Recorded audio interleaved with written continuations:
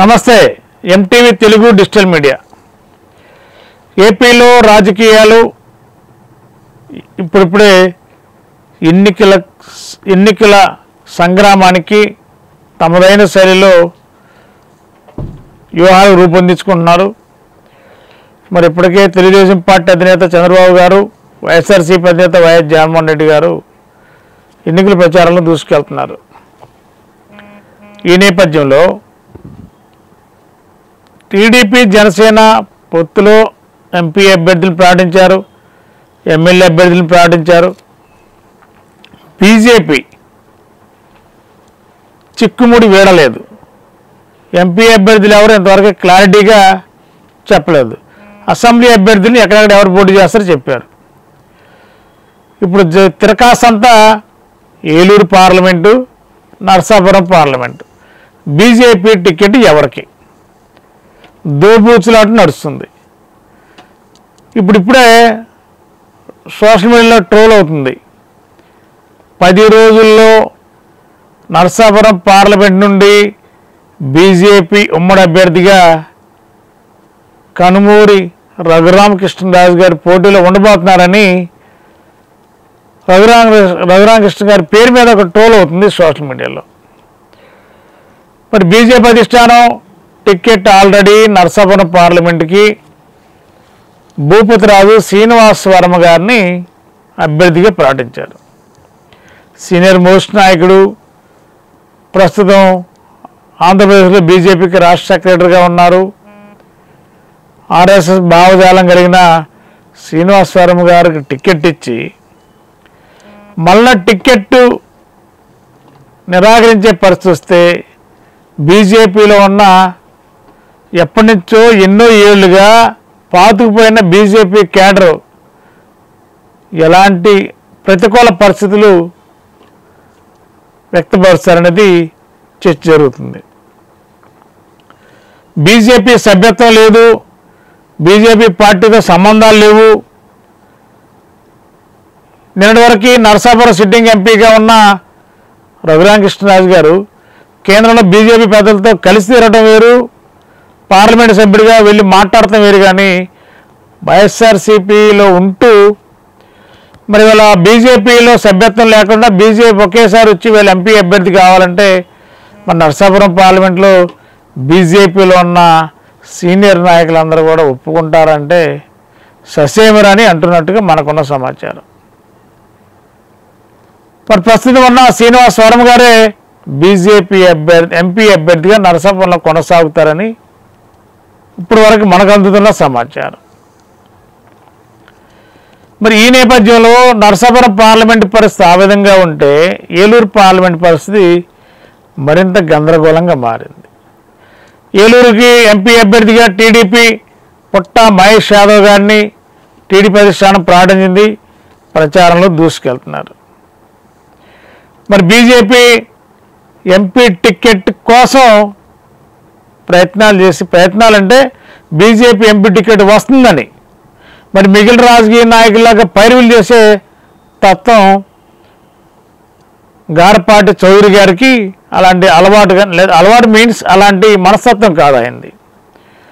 Party కష్టపడి పనిచేద్దాం, అధిష్టానం గుర్తించి పార్టీ టికెట్ ఇస్తున్నాం, అదే ఒక సింగిల్ ఎజెండా పెట్టుకుని తపనా చౌదరి గారు ఏలూరు పార్లమెంట్లో గత 3 సంవత్సరాలుగా నిరాటంకంగా నిర్విరామంగా పార్లమెంట్లో పనిచేస్తూ అనేక సేవా కార్యక్రమాలు, గుళ్ళు గోపురాలకి ఏదన్నా సేవా కార్యక్రమాలకు ఎక్కడైతే డబ్బులు అవసరమో వారికి ఆర్థికంగా ఇదోతికంగా సహకరించడం తపనా చౌదరి గారి పాత్ర ఇప్పటి వరకు ఉంది. మరి టికెట్ల కేటాయింపులో మాత్రం ఏలూరు పార్లమెంటుకి బీజేపీకి అలయన్స్లో రాలేదు. టీడీపీ అలయన్స్లో టీడీపీ ఎంపీ అభ్యర్థికి పుట్ట మహేష్ యాదవ్ గారు పోటీలో ఉన్నారు. ఇంకా 2-3 రోజులు అయితే చాలా పరిణామాలు జరిగితేనే ఒక ప్రచారం జరుగుతుంది. అది జరుగుతుందా అంటే 99% క్వశ్చన్ మార్కే. ఎందుకంటే వన్స్ ఏలూరు పార్లమెంట్కి టీడీపీ ఎంపీ అభ్యర్థిగా పుట్ట మహేష్ యాదవ్ గారిని ఎంపిక చేసి ప్రచారంలో వెళ్తున్న తరుణంలో అప్పటి వరకు ఉన్న అభ్యర్థిని మార్చేసి సడన్గా బీజేపీకి అలయన్స్ ఇస్తే టీడీపీలో ఎలాంటి సంకేతం వెళ్తుంది. అదేవిధంగా పుట్ట మహేష్ యాదవ్ గారు తండ్రి గారు కూడా టీడీపీలో కడప జిల్లా మైదుకూరు అసెంబ్లీ నియోజకవర్గం నుంచి టీడీపీ అభ్యర్థిగా రంగంలో ఉన్నారు. మరి ఇదే పుట్ట మహేష్ యాదవ్ గారు కూడా ఆంధ్రప్రదేశ్లో చంద్రబాబు నాయుడు గారికి చాలా అత్యంత కీలకమైన వ్యక్తుల్లో చాలా కీలకమైన నాయకుడు యనమల రామకృష్ణ గారు. మరి యనమల రామకృష్ణ గారికి చిన్న అల్లుడు గారు మహేష్ యాదవ్ గారు. మరి వాళ్ళ యనమల రామకృష్ణ గారు చెప్పిందే శాసనం, చేసిందే చట్టం లాంటి పరిస్థితి టీడీపీలో ఉంది. మరి ఆయన సొంత అల్లుడికి టికెట్ ఇవ్వకపోతే ఎలాంటి మెసేజ్ పార్టీలోనూ ప్లస్ ఒక బీసీ సామాజిక వర్గం చెందిన అభ్యర్థిని టికెట్ క్యాన్సిల్ చేసి ఒక ఓసీ అభ్యర్థిని బీజేపీ అభ్యర్థిని తపనా చౌదరి గారిని తీసుకొని పెట్టారని అపవాది టీడీపీ మీదకి వస్తే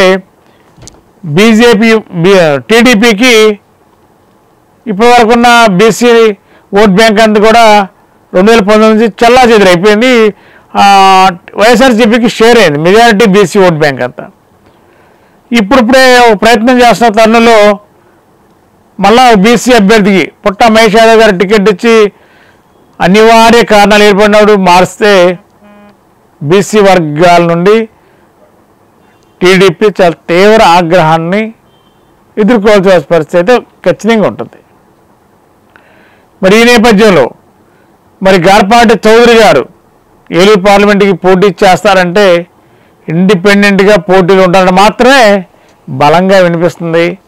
బీజేపీ అభ్యర్థిగా ఏలూరు పార్లమెంట్కి ఉండడానికి ఆశపడుతున్న అధిష్టానం మాత్రం కనీసం ప్రస్తుత పరిస్థితుల్లో వాళ్ళకున్న రాజకీయ సమీకరణలో మరి ఏలూరు పార్లమెంట్ బీజేపీకి ఇచ్చే ఆలోచన లేదు అన్నట్టుగా మనకున్న సమాచారం.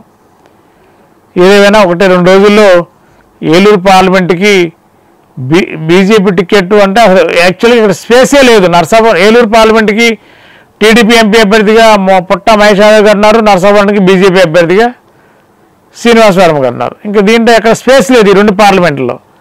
కానీ ఈ ప్రయత్నాలు ఇలాంటి అల్టిమేటాలు టికెట్ మాకే వస్తుందని చెప్పి తపనా చౌదరి గారి అనుచర వర్గం ప్రచారం చేస్తుంది.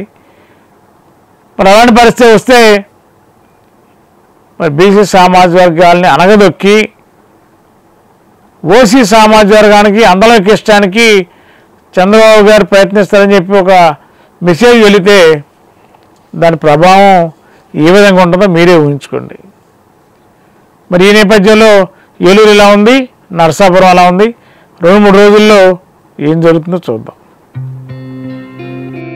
గత 20 సంవత్సరాలుగా దంత సమస్యలతో పాటు దవడ మరియు ముఖ సంబంధ సమస్యలకు చక్కని చికిత్సలు అందిస్తున్న శ్రీ రామకృష్ణ దంత వైద్యశాల, నరసింహారావుపేట, ఏలూరు.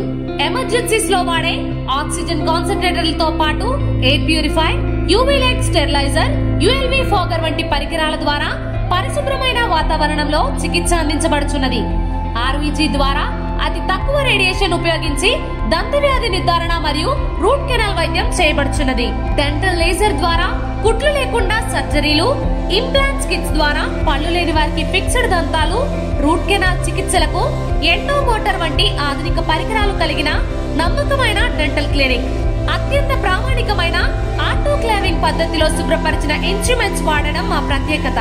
దంత సమస్యలకు చికిత్సతో పాటు విరిగిన దవడ మరియు ముఖ ఎముకలకు చికిత్స, ఎత్తు మరియు వంకర దవడలకు కాస్మెటిక్ సర్జరీ, యాక్సిలోఫేషియల్ వంటి చికిత్సలకు చిరునామా శ్రీ రామకృష్ణ దంత వైద్యశాల, వేములపల్లి రెసిడెన్సీ అపార్ట్మెంట్,